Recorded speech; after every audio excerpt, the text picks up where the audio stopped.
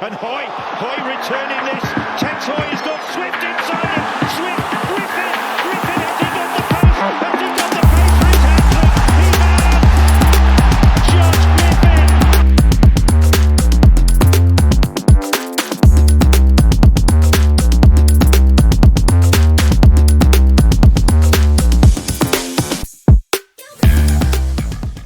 Well, welcome once again to Super League Raw in Conversation. It's been a while and I'm delighted to say that I've got a man who's played the predominant part of his career in Super League for various teams as well along the way, Mr. Josh Griffin. Josh, welcome to Super League Raw. No, thank you for having me. I'm looking forward to it. Me too. It's a who's who of Yorkshire sides, really. Of course, that little spell at Salford as well. But yeah, Huddersfield Giants, Casper Tigers, Batley Bulldogs. Of course, Wakefield on 3 occasions, a hat-trick of Wakefield Trinities. They keep clawing you back, Josh. Oh, yeah. Don't say tell me 2 clubs. It sounds like I have more clubs than Tiger Woods there. But no, I got around, especially in my early career, trying to find a home and start. But no, yeah, Wakefield's obviously where I started and kind of give me my first opportunity. So it was nice to come back here after my time at Hull had finished here. Superb. Well, we'll get around to that. First things first, we'll get you nicely settled in. We'll learn a little bit more about Josh the man. What's your favourite film, Josh? My favourite film? Probably, let's go Step Brothers. That kind of film, Step Brothers, Superbad. I was kind of that kind of era, just because of that they don't seem to be allowed to make films like that anymore, and they're still we can watch them numerous times. They're still funny. Fair enough. Your favourite song? Oh, favourite song. I'm 50 Cent. If I can, that was probably a song that I can go to and always enjoy. My music taste has changed over the years. I'm going through a bit of a country stage at the moment. I'm liking the country music, but back in my younger days, it was always a bit of a gangster rapper, and I enjoyed that. And my mum and my missus and that have always held that against me. So yeah, we'll go for it. Yeah, I mean, country seems to be doing well in the rugby league circles. There's quite a few that have had on here that have gotten into. Is that the current thing on the jukebox in the dressing room? Is it a bit of country or? No, not really. There's some boys try and get it, yeah, but no, I think it's just, I think country music's obviously getting more well recognised now. People are enjoying it more, and they're making it more. What's the word? Common, not commercial. Spicing it up a bit, commercialising it a little bit, and it's when you actually give it a listen, it's good. Fantastic. 3 words that best describe you. Competitive. Competitive. Hardworking, and I'd say strong-minded. I'd say strong-willed, kind of. That. Fair enough. What are you watching box set wise on the TV at the minute? Currently, I've just finished the title of Auschwitz, and I'm now watching the 2nd series of House of Dragon. Yeah, superb, mate. On tonight. Mustn't be late for that one. What's your favourite away ground to play at, and why? Away ground. Leeds Rhinos. Yeah, it's a special place. It was incredible what they did for Rob the other night as well, wasn't it? That was quite an occasion. Yeah, it was really nice, and obviously fitting for a special human. Absolutely. Who was your rugby league hero as a child? Did you have one? No, I'll be honest, because I wasn't much of a rugby league fan growing up. I didn't really get into a rugby league until I was probably 15, 16. Probably anyone I could say was Jason Robinson, just because of the rugby union side and watching him play for England and stuff as a youngster. So yeah, probably Jason Robinson as a rugby league hero. But yeah, like I said, I didn't have that much to know over rugby league growing up. Fair enough. Who's the hardest player that you've come up against in your career? Hardest player? What, in terms of toughness? Or yeah, or could be not necessarily toughness. Who you found difficult to play against? As a centre, I would probably say Callum Watkins in his prime. You had to be on your A game, and I had a lot of battles with him for our careers. We're similar age, and he played right centre, I predominantly played left centre. So to come up against Callum Watkins, you had to be on your A game, or he'd ruin you. Obviously playing second row these days. Are you relieved that you're not having to go up against Nene and Lafayette at Salford at the moment? They're quite handsome. Yeah, they're looking good, aren't they? Yeah. Obviously, I played the Fire a couple of times, and Nene as well when he was at Leeds. So no, I've come up against them, but no, they are two very, very special, talented players. Who's the best player you've played alongside? Best player I play alongside, talent-wise, probably Rangi Chase. Attitude-wise, in terms of a complete player, I'd probably say who would be up there? Well, Gareth Ellis. Yeah. As a complete, as a professional, as a leader. Obviously, I played with him towards the back end of his career, but you could just he had the respect of the changing room, and talent-wise, no, definitely Rangi Chase. The guy was untouchable when he was at his best. Yeah, he was class around that time, wasn't he? He was a maverick, one of those maverick players. You never knew what he was going to do, did you? Yeah, and I managed to play with him for a year at Cass and a couple of years at Salford, but the year I was at Cass with him, he was that when he was close to Man of Steel. I think he won Man of Steel the year before. He was still a special talent. Fair play. Right, describe these players that you played with in one word, if you can. We'll start with Leroy Cudjoe. Leroy Cudjoe, club legend. Yeah, I can't disagree with that. Kyle Amor. Mara, yeah, tough as they come. Old Kyle, Ben Murdoch Masilla. Powerful man. Very powerful. Yeah, he was class. Very good at that time, wasn't he? Yeah, when he was there. Josh Jones. Difficult. I won't ask why. Niall Evans. Very quiet, but a very good player. When I played with him, he was a young kid, and but he was very quiet. But he had a special talent. How delighted are you for him? I mean, obviously, since he's gone to KR, I was surprised when Cass let him go. But what he's producing in that team at the moment, arguably on form, one of the most informed fullbacks in the comp. Yeah, definitely. And I'm glad to see him go back to fullback. That experiment with Hiku, there wasn't really working out. Yeah, now he's a natural fullback, and like I say, he's a very, very good, talented player. When he was at Salford for them years, he was very good there, and he's obviously developed, and he's got an older head and more experience as he's developing, and he's playing in a very good team as well, which always helps, especially as a fullback. Yeah, very exciting from deep. Very exciting from deep.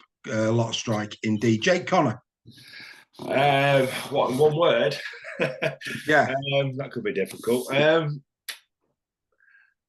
So what do you call Jake Connor? I'd call him.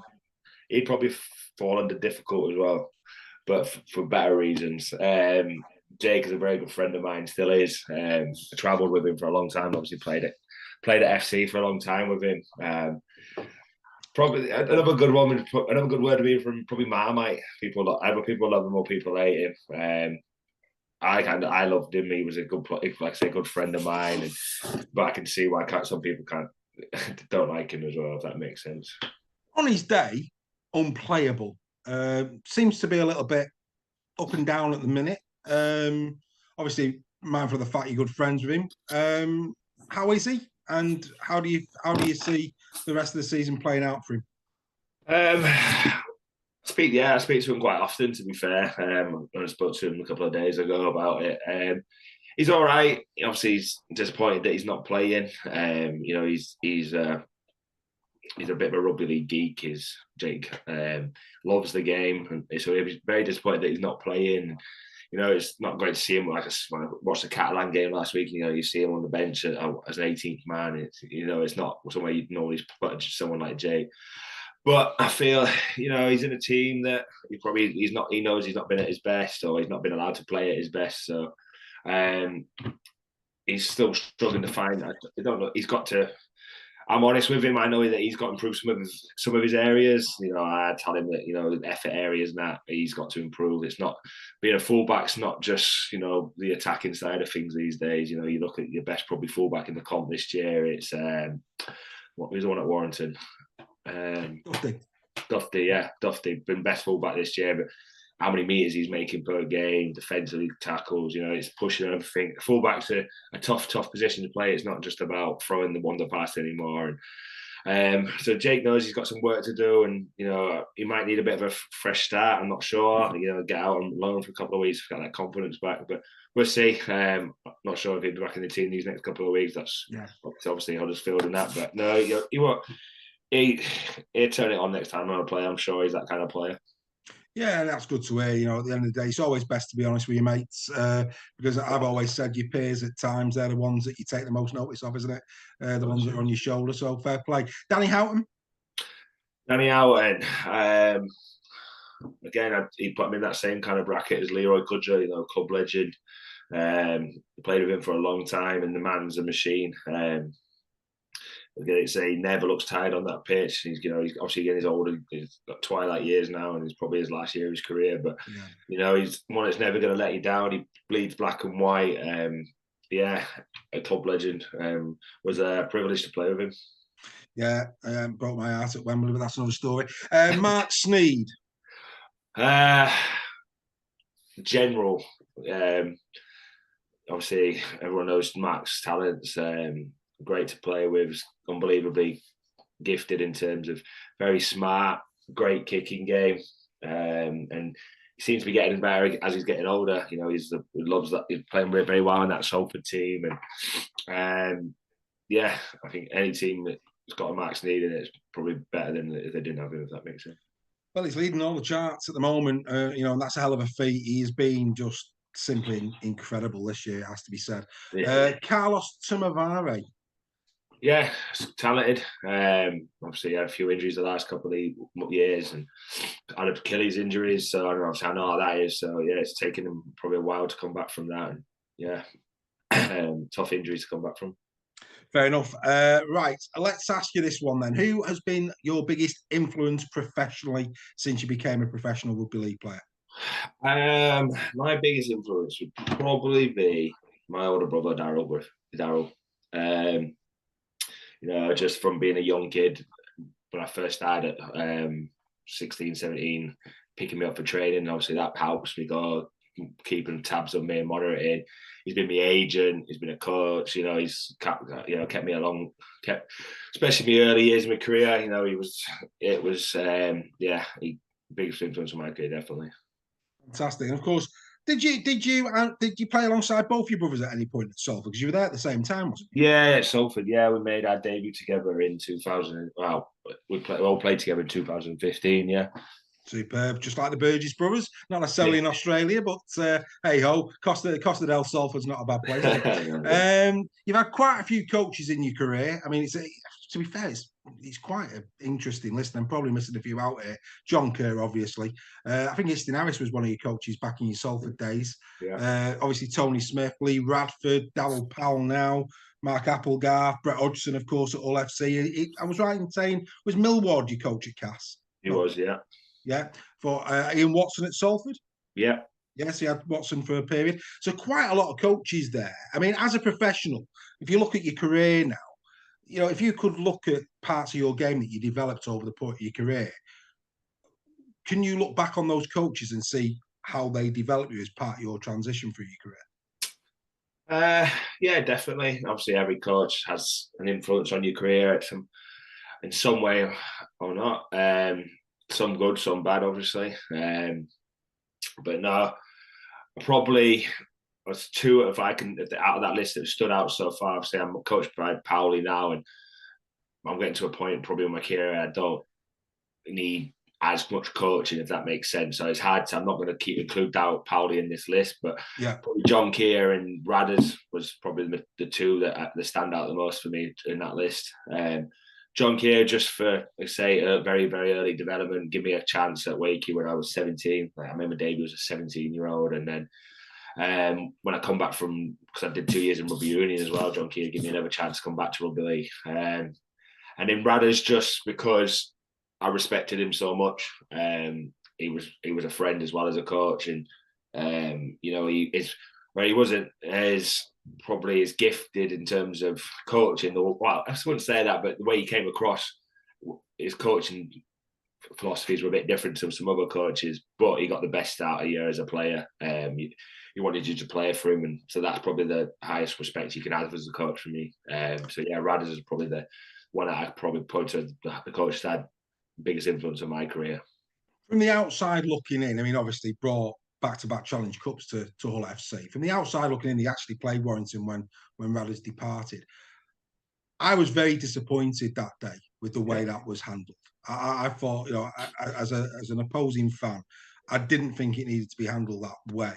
When that type of thing happens in the dressing room, especially as quickly as it did that day, as a professional sportsman, somebody who's got a relationship with a coach like Lee, what's the mood in the dressing room like when, you know, you've just come off the field, you've just been beaten by a team, and then you find out that right after the game, Lee's off? I mean, what was your thoughts? Yeah, shell shocked a little bit, you know. So a little bit like heartbroken. I felt sorry for him. Yeah, you know, I've always been a bit of a believer. It's not obviously the coach is the first one it kind of goes, but it's the players on the pitch as well. And like you say, the way it was handled wasn't great either. You know, the way on it could have been handled definitely a lot more professionally, and to see a guy like I say who was as well respected as Radders in the changing room get treated like that, it was tough. Especially the fact that he brought such glory days over his yeah, period. Yeah, he deserves a bit more respect than that. Yeah, I agree, and this is where the likes of the Leeds that we've already talked about, the great tribute they did to Rob, Wigan, Saints, you wouldn't see those type of clubs behave, and that maybe is a massive learning now for FC in this transition. That, you know, it's not just what you do on the pitch; it's how you conduct yourself off it as well. That creates a culture that creates respect in the game. Yeah, absolutely. I 100% agree with you. Yeah, you can say that they're probably the leading clubs on and off the field, and you know, clubs looking to aspire to them, and other clubs obviously aren't quite there yet. But no, you're definitely right in terms of they're the leading clubs. Fair play. So your debut, if I'm right in thinking, for Wakey against Salford, the team you go on to play against, is that right? In the Challenge Cup? Yeah, 2008, I believe it was. Yeah, 38 points to 8 win. Yeah. What do you? I mean, before we get to that, and you're feeling your emotion of making your professional debut. Yeah. Amateur-wise, how did you get into it? Because you've already said you came late to the party. So talk us through that. What attracted you to rugby league? When did you believe that you were going to make it as a rugby league player? When did all that start? Right, so my rugby league journey completely different to others. Obviously, grew up in Oxfordshire. And obviously, Daryl is nine years older than me, so he kind of set the way. And he played professional rugby union, and but he dabbled with rugby league early in his amateur career at Oxford Cavaliers. Ended up at London Broncos, and then from London Broncos went to the Wakefield Wildcats.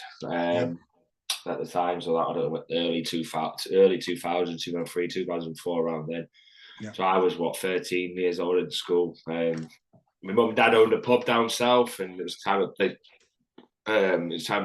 time when pubs were starting not doing great, and there was a lot of them closing down. When mum and dad decided to sell their pub, and then we migrated up north under Daryl, and you know, for the money that we could buy down south compared to up north was obviously talking cheese. So, you know, with family of four, moved up north, up to Wakefield it was. I played my first, moved up in September 2004, and I played my first rugby league game the first week at school, or first couple of days, to be fair. I think I started school on the Monday at Outwood Grange and school in Wakefield, and I played my first rugby league game on a Wednesday.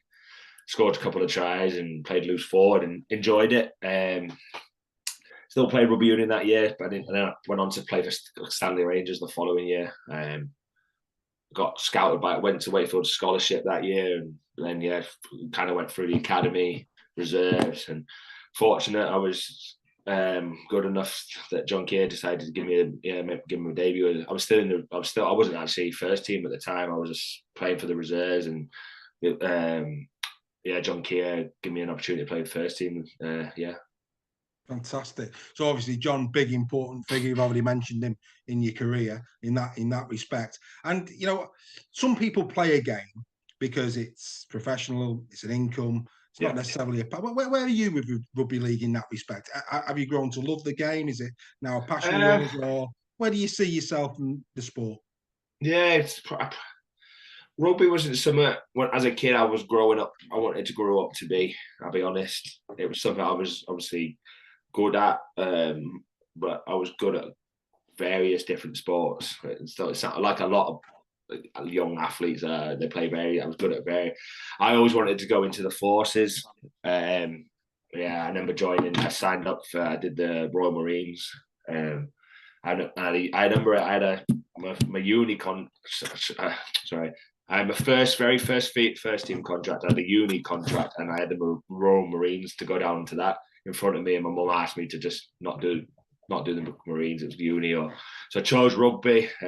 Again, I'm not the biggest lover of it. I'll be honest. Even I've made a career out of it, and I enjoy watching the game, playing the game, but I'm not some people. Like my big example is probably Blue Gale. He is out and out rugby league, loves the game to pieces. I've not quite got that connection with it. I like the stuff I like the fact that it's competitive. I like the fact you can get big and strong and fast, and you're an athlete. But there's a lot of things wrong with the game that I don't agree with as well. And like we've had a conversation earlier on about how, players are retreated and that's how the sport's respected and stuff. So yeah, but no, and don't get me wrong, I enjoy it, but I'm not the biggest advocate for it either, if that makes sense.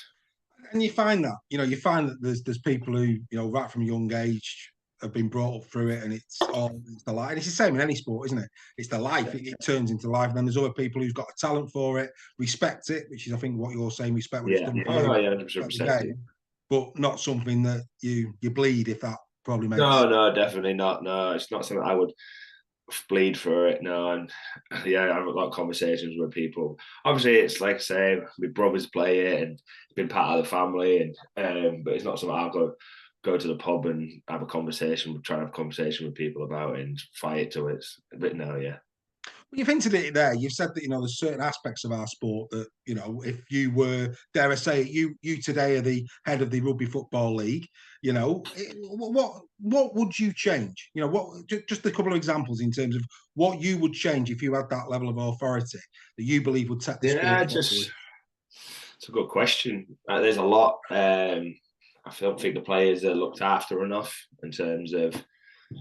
I know a lot of people are going to say money and stuff, but what a rugby player puts their body through, and compared to other sports, is relentless. It's week in, week out. We're treated not great in terms of, and the people above us don't seem to really listen. I'd give the players a voice. That'd be a main thing. I'd make some differences there, definitely. The players aren't respected in terms of. We're just growing the sport in terms itself. It's very stuck on this M62. I've been up to Cumbria this weekend, and it was good. And that's the first time I've been up there for a while. I'm sure they could do with a Super League club up there. Giving London a chance to have a go. And Toulouse seems to be, the Toronto experiment, although it kind of fizzled out, but it was working. To have they were having 8,000 fans every week. I know it was logistically it was difficult with the the time difference and flying over there and stuff, but it was working. And just being less arrogant. It's hard and being a bit braver, I suppose. Taking a bit more risk. We're still stuck in still feel like we're stuck in the 90s with it a little bit sometimes. The weekend with that England game proved how well thought of rugby league is. It was bad. It was bad viewing, and it probably embarrassed the sport more than it needed to. Yeah, I'm going to be talking about this tomorrow on Super League Raw Weekly. People who are listening to this will have already watched this episode, so spoiler alert not for those people who've already heard it. But I will be speaking about this tomorrow. I actually think, where the international was concerned at the weekend, I'll get your view on this. Are we trying to grow the sport, or are we trying to get a better England? If we're trying to grow the sport, it doesn't appear to be working because the attendance was poor in Toulouse. The results continue to be, albeit a good effort for the first 20 by the French, but it was a comfortable win in the end. And we're seeing this all the time. And I think that turns a lot of people off. Everybody thinks, well, why watch it? We know that England are going to batter France. I thought the year they did the Exiles was probably one of the best things they could have done in terms of a competitive game against the England team. And the cynical part of me says that the fact that we lost that probably didn't go down well. But for me, if you look at what would have been a better game this weekend, France or an exiles team that have included the likes of Dufty, Vaughan, and Moan. You know, the list goes on and on and on. You know, we could pick a team 1 to 13 now and you go, wow, that is a team. And that would have been better for the England squad in preparation for World Cups, etc. What's your view? Did we come up with the exiles too quick? Yeah, I agree 100%. Definitely, you say them kind of England-France games, they do well. I don't want to disrespect the French national team, that they are a bit of a blowout. But no, like you said there, the exiles team, some of the players you can put in that would have been unbelievable. You know, you probably have your Brody Crofts and some people like yourself, Dufties, and you know, Nene and Nafai. That they're going probably England a really good scare. And people would have been more engaged with that. You know, you take it to Toulouse where the French fans weren't probably that interested. You're not going to get many English fans travelling over. You've done it in, you know, in the middle somewhere. Or I've always been a big fan of, even though I'm not from either Yorkshire or Lancashire, but bringing them back as well. That gives, I think that would be a massive stepping stone for the sport. I think you'd get some really, really engagement from that. I think you've got a very there's a competitive nature. There's a rivalry there that they're just not doing anything with. No, I think you're spot on. I think we need to look at that in terms of how we reinvigorate that. If we're going to do a mid-season international, it has to be competitive because that's the only way you're going to boost viewing figures and get interest. It's nonsense. Well, let's get back to you. Debut, like I say, Wakey against Salford, a win there. Your Super League debut came the year after, I believe, against Warrington. Is that right? Around 25, Warrington? Yeah, for Huddersfield? Super League debut, no, was for Huddersfield Giants. Huddersfield against Saints. Huddersfield against Saints, sorry. Your first try was Warrington. Yeah, the first try was Warrington. Yeah, Huddersfield against Saints, yeah. A week before a Challenge Cup final, Huddersfield were in the Challenge Cup, and we went to St Helens at Knowsley Road with a very, very young team. And, you know, we played against some of the superstars of, you know, Super League at the time, you know, your Leon Price, Sean Long, I was up against Matt Gidley, and with Francis Melly and Paul Welland. They all played. So went there and we lost by 2 points. I think it was 12-10. So it was, great experience. Yeah, I mean, coming through the system, just talk, because you said about your debut. Stepping up to that level, it's a different level, isn't it, to amateur? It really is. Talk us through that first hit that somebody put on you, because it must have been, hello, what's happened here? It's hard to remember it, really. I think you're that nervous. You kind of, I remember being like, just playing in front of the crowd, you get goosebumps, you're that nervous. I think everything just adrenaline takes over it. I never felt tired in the game. I felt like I played an all right game, to be fair. I remember it. And I remember thinking that this was, you know, how enjoyable it was, and, you know, playing in front of the fans and that.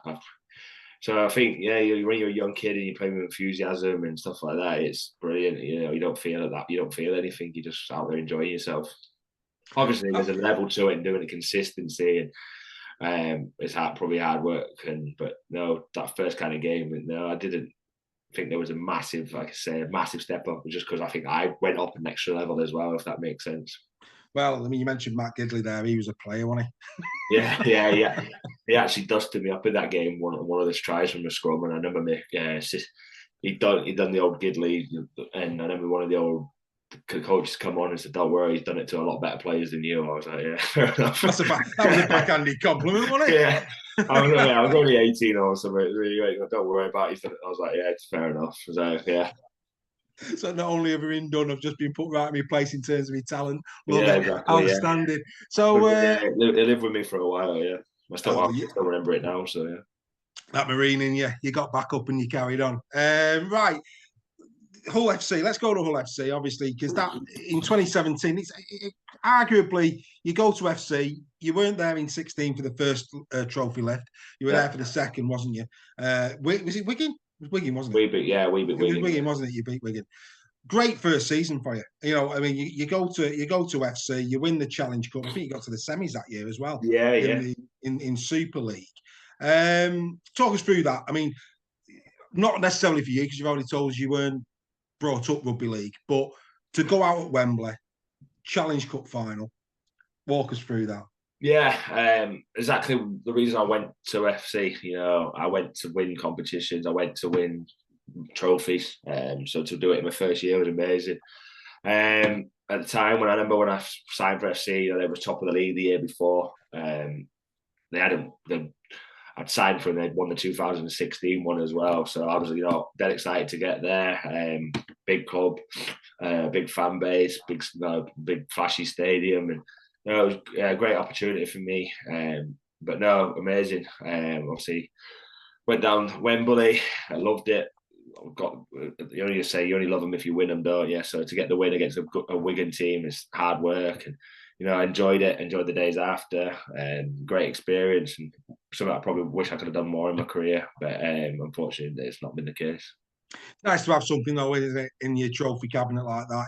Nobody can ever take that medal away from you. No, yeah. Well, my 6-year-old son's managed to, but no, I've got it. But no, it sits proudly in my like his playroom, and yeah, so he's claimed it. And he can watch his dad on video for the rest of his life. Just keep him away from eBay. That's all I would say on that one. I like to say, really good season that year. 18-16, I think you went down to Leeds that season. Yeah. And, back-to-back Challenge Cups. I've got to ask you this question. You were in the club. You were there. Why didn't they kick on? I mean, I'm going to use Warrington as an example because I think it's a very comparable example. 2000, Warrington did back-to-backs. Yeah. They then won a third. They beat. I think they beat Huddersfield once, Leeds twice, and of course Saints. So in the Challenge Cup, but what they also had in that period were grand final appearances. Yes, they've never won a grand final, but they were getting to grand finals. Hull FC appeared to be on the verge of something similar. They just never kicked on. Why was that, Josh? So I'd say, yeah, in camp it was hard to kind of put a finger on it. It was nothing really any different. Some of the players were kind of dropped out of form, and it's hard. We got given everything we needed, and we just couldn't. 2018, I remember that year we got a lot of injuries, a lot, and I mean 3/4 of the team. I remember, and that was up, so that derailed our season a little bit, and they were long-term injuries. And then 17 we lost the semi-final. Liam Sutcliffe, Albert Kelly slipped, and I think that hurt us a little bit. 18, I say, a load of injuries. 19, I'm trying to think. Again, one was that was an average year. I think we finished 2018 on the back of 12 or 13, losses. So we went into 19. That went all right, but there was no reason. But again, we lost a few of our good players. Your Albert Kellys, people like that. They kind of went off. They left then as well. So and we never really replaced them kind of players. For Tony Talanoas and stuff like that. It kind of. I couldn't tell you what happened. It was still one of them. I was in there, and I still don't know what happened. It was just we just couldn't get a grip of what we needed to. How frustrating is that? Because obviously you've just come off the back of the wins. It looks like you're going somewhere. And then, like I say, injuries play a part, of course. If you've got long-term injuries to key players, that's going to hurt any side. But there was clearly optimism. You said you went there to win trophies. You've won a trophy. There's a lot of optimism there. There's a roster of players there that are capable of kicking on. Yeah. When you're looking at each other in the eye, training and this, that, the other, and you're on the back of losses where you think should have won that game. Talk us through that as a pro. What happens in those times? I've always said, I think Hull FC is probably one of if not the most high pressure club to play for.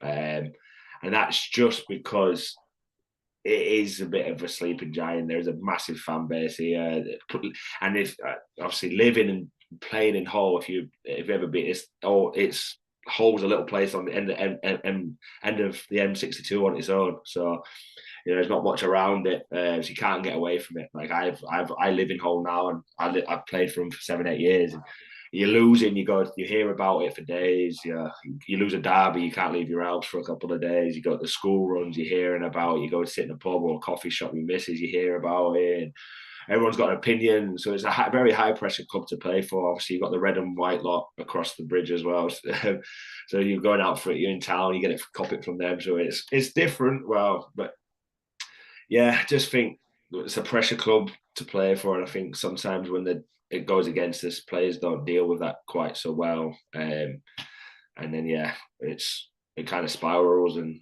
it's tough. Interesting. I mean, it is unique in rugby league in that respect, isn't it? Because, like, for example, if you look at the opposite end of the M62 corridor, where you've got the likes of Leigh, Wigan, Warrington, Saints, Widnes, etc., they are different towns.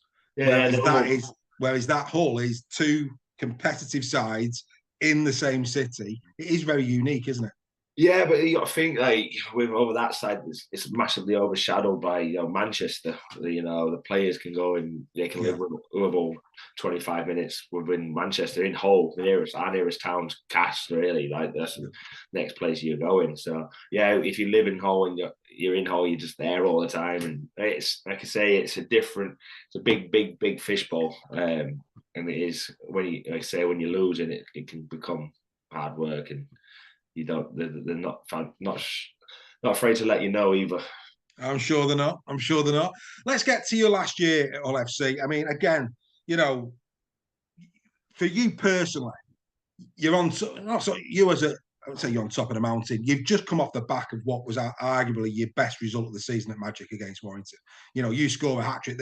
Let's be fair, probably 3 of the best tries you've ever scored in one game. I mean, they took some scoring. It wasn't like they were just, let's have a little dink over the line. They took some scoring, to get your hat trick on top of, really in good form, playing really well. I think that was was it Saints in the Cup where he got sent off? Yeah. Yeah. And of course, the hullabaloo that went around that. We talked about Hull and departures. Of course, you departed not long after that. Yeah. Talk about the emotion of a season. I mean, when you look back on 2023 now, Magic, hat-trick, and then Saints, the Cup, and then you're moving on to Wakey. Talk us through 23 from your perspective. Yeah. What happened there? Yeah, difficult. Still, it still burns me a little bit. Like I say, I was in some really good form, and probably, if not one of the better back rowers in the competition at the time. It was my first full year as a back rower. I dabbled in it before, but it was the first year I transitioned there and had a good crack at it. And I was, just finding my feet and finding some good form. And scoring track. I was top of the world. Scoring a hat trick at Magic and obviously Warrington were top of the league at the time as well. So very good competition there. And obviously the red card against St Helens. It's obviously, I had a bit of history with St Helens in the cup before with my Achilles, and I dropped the ball a few seasons before. I don't know if you remember that, but so I had a bit of unfinished business there, and I went into that game quite full of emotion, and I really wanted to play well. I was playing well in the first half. I scored the first try and having a really good go at them, but it was sometimes I get a little bit hot-headed a little bit, and let my emotions can take over a little bit. I don't think the referee on the day, I won't say any names, so I don't get in more trouble than I need to, but the referee on the day, I don't think he was reffing it as well as it could have been done, and there was a few times that, things could have been sorted. But I'm still standing to my opinion. Well, I know what I said. I didn't say what I was accused of saying. And it's funny because, I've seen this, with the London situation in the Hull of Sea about this magic technology about the microphone, the breast microphone. Well, the microphone got turned off when I said what I said. So there's a lot of not conspiracy, but a lot of stuff I don't agree with, and that's another bit of a grudge I have against rugby league itself at the moment as well. Fair enough. I remember that game. As a neutral, I could sort of understand why you got a bit emotional. As a neutral watching that, I thought some big calls went against Hull FC in that first half. I could see why that happened. Obviously, you depart the club not long after. I'm going to ask, amicable or not? No. We won't go too much into that. No. Again, it wasn't something that was handled great, and it was Tony Smith. Tony Smith has set his agenda out, and he's the one that's kind of made the decision in the end, and the way he handled it was it as well as you would expect a coach to handle the situation. And that's, I don't like to talk about it too much because I don't want to be in any more trouble than I need to be. No. We'll call it there. But obviously, I'll say it for you. You've obviously been shown the exit. We'll just leave it there. And you go to Wakey, who at the time are giving it a good go. I have Mark Applegarth on here. Let's go with Mark first. First and foremost, Mark the man. I thought he handled 2023 with so much class and integrity. As somebody who was playing for him, how impressed were you?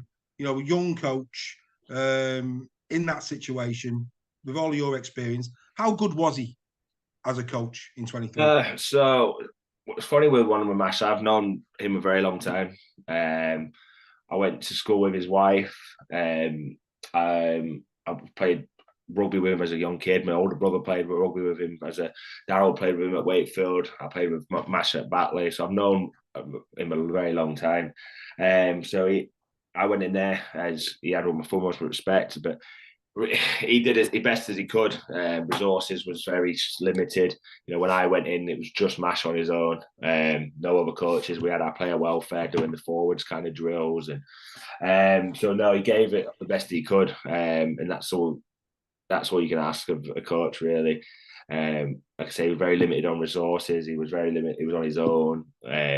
Struggling team. A salary cap that wasn't probably spent as well as it could have been, and.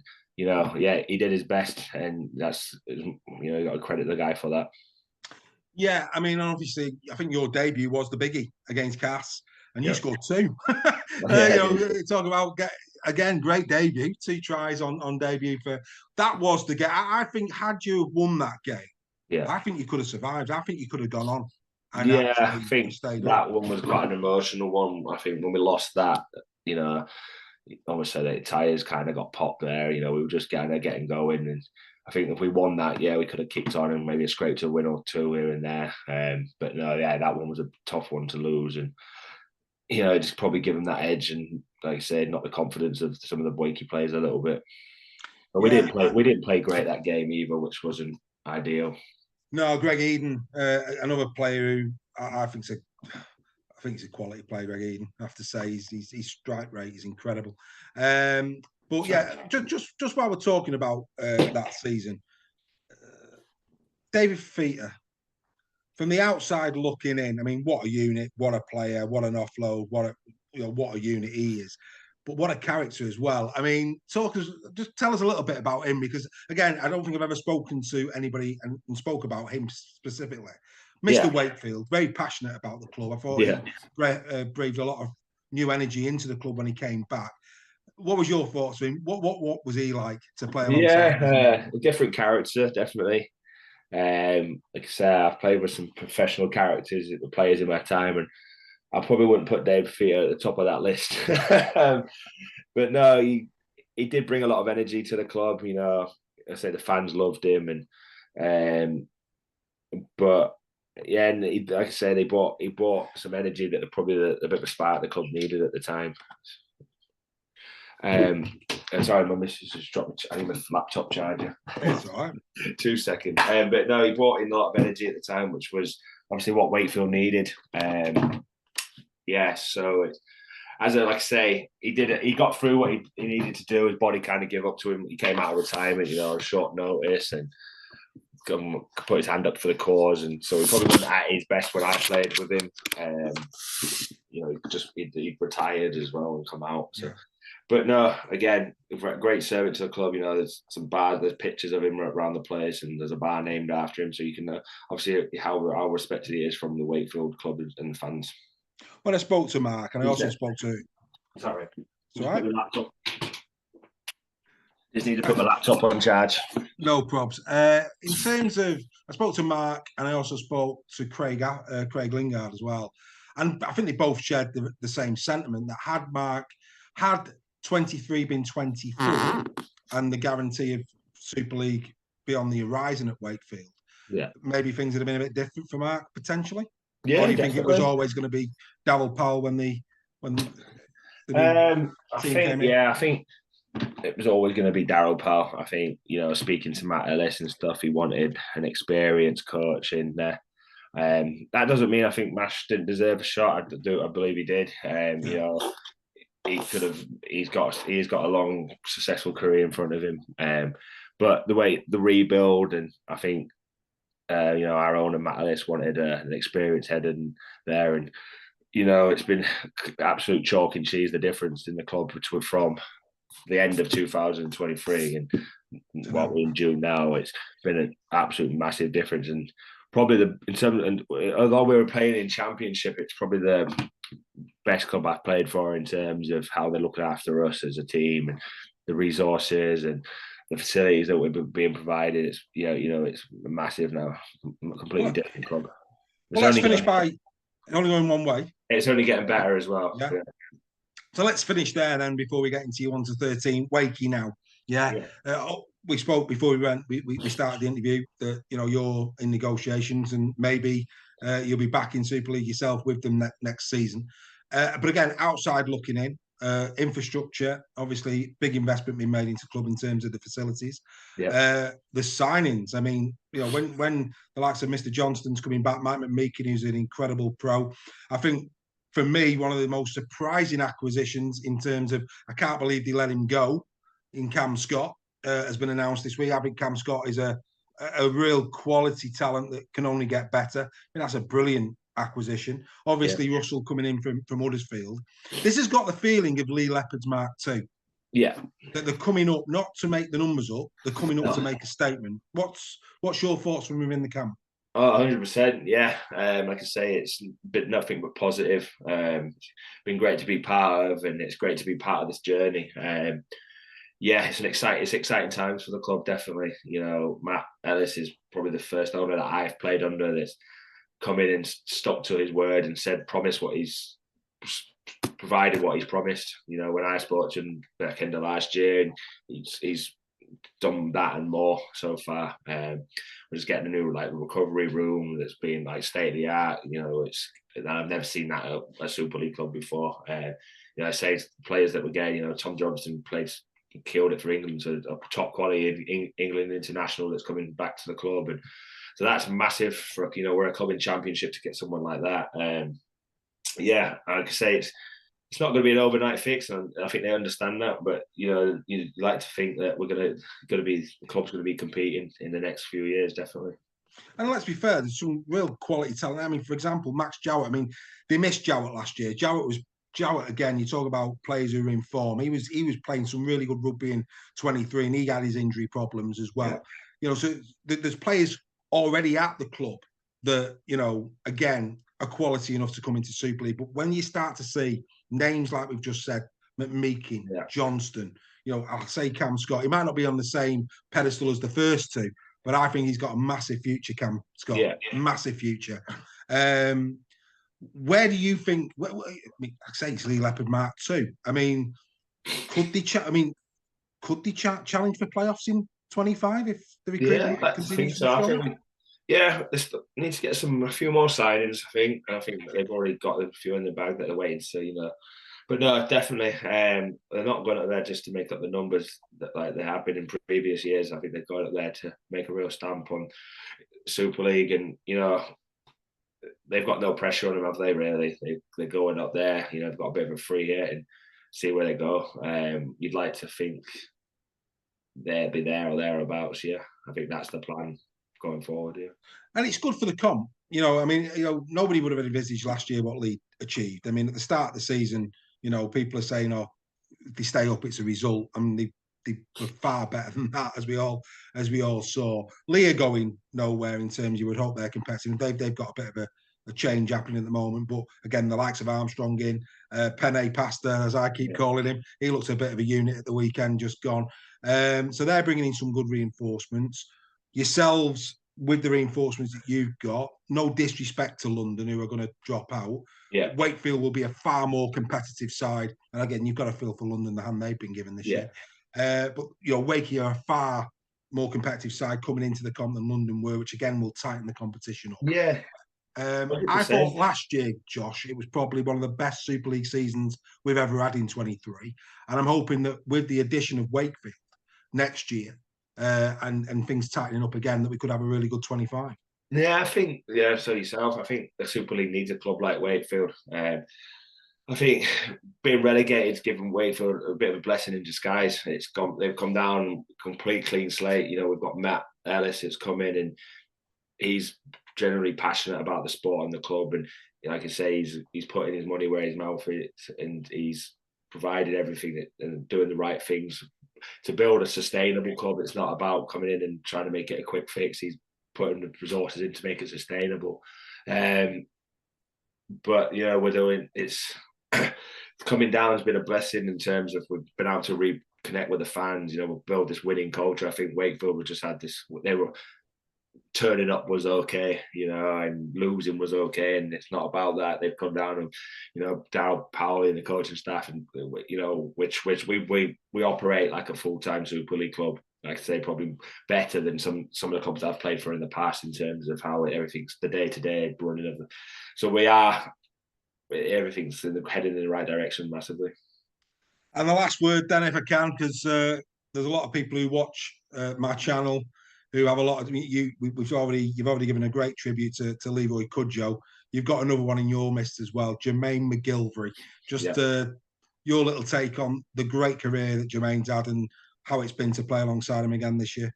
Yeah, Jerry, love him to bits.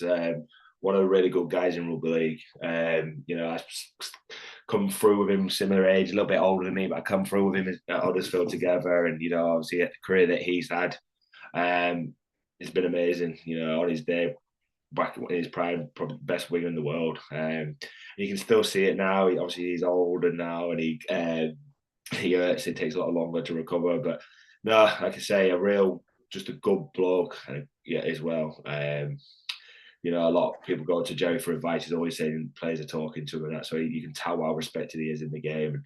And, so it's been a privilege to be able to call him, a teammate and a friend as well.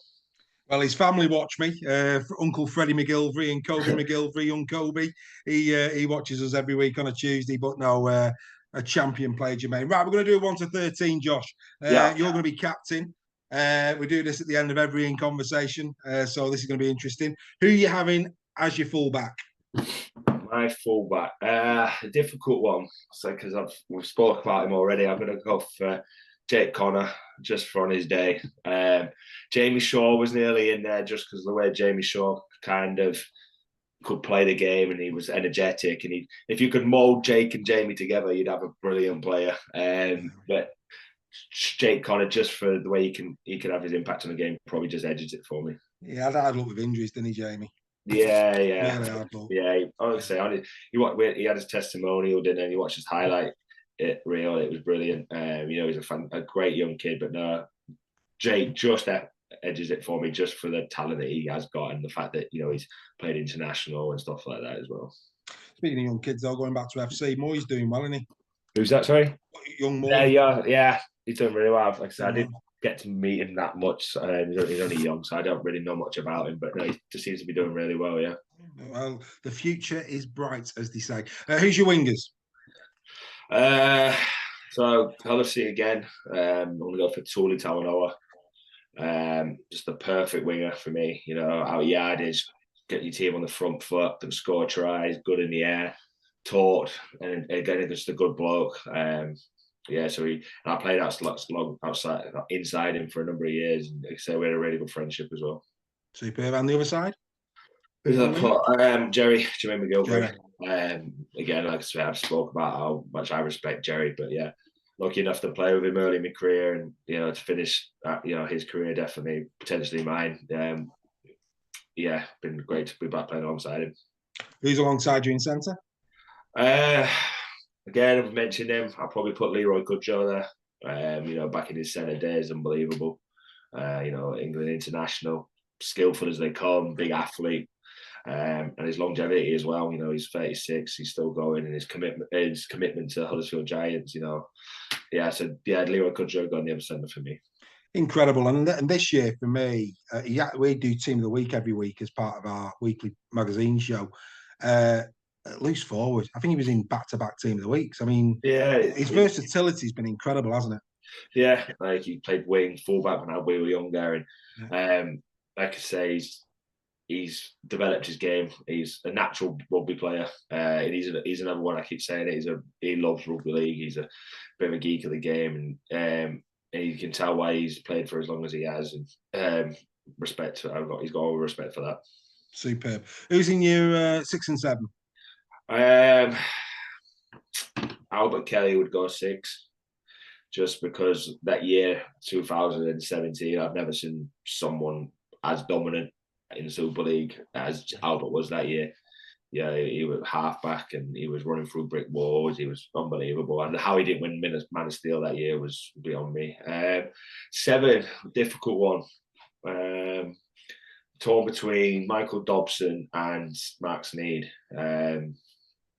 Just because I played with him for a long time on his edge, probably Sneedy would take that for me, just for his general play of rugby league. Obviously, winning the Challenge Cup with him as well was obviously an extra special as well. So yeah, probably Sneedy.